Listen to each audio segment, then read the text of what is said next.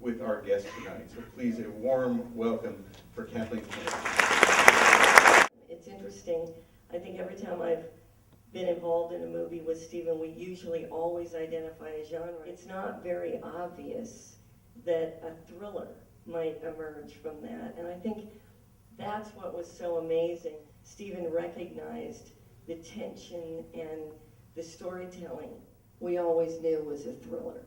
I mean, it sounds funny to talk about this movie in that context, but that is the genre. And I do feel that every time I make a movie with Stephen, we do have that conversation. What is the genre?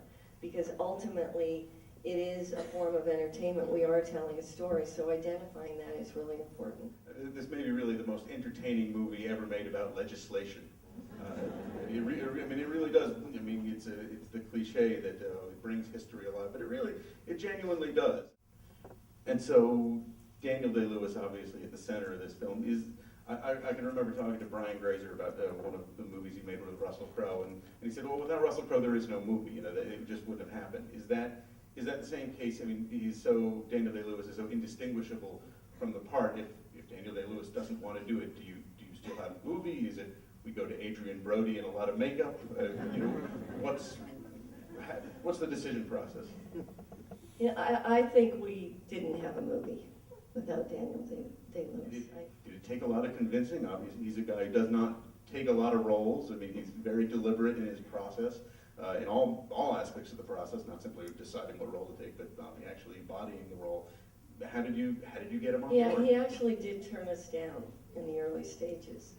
And it was interesting because sometimes that's what you need to have happen in order to push yourself to the next step and get the script even better, and that's what we did. And then eventually he committed with Tony's script. Now, he's an actor who's legendary for staying in character. Was he Lincoln the whole shoot through? Was he, at the craft services table? These donuts are a moral abomination. Was he Lincoln the whole time? He was Lincoln the whole time. He was not complaining about the donuts. So. What was interesting is that Stephen recognized that this movie was so much about performance and language that he got out of the way. I think it's one of the more restrained movies he's ever done. And this was intentional. When we went into shooting this movie, we knew that this was a performance-driven environment. We knew, and he expected it, that it would be an incredibly professional and silent environment. So we had a lot of discussions with the crew ahead of time that the atmosphere on the set would be no walkie-talkies except on headsets, that people would not be in, shorts and t-shirts and hanging out with coffee on the set and chatting and frankly doing the things we all do when we're hanging out on a set. None of that were we going to do on this movie. That it would just be a very, very different feeling. I'd gotten word that finally Tony was going to deliver the script.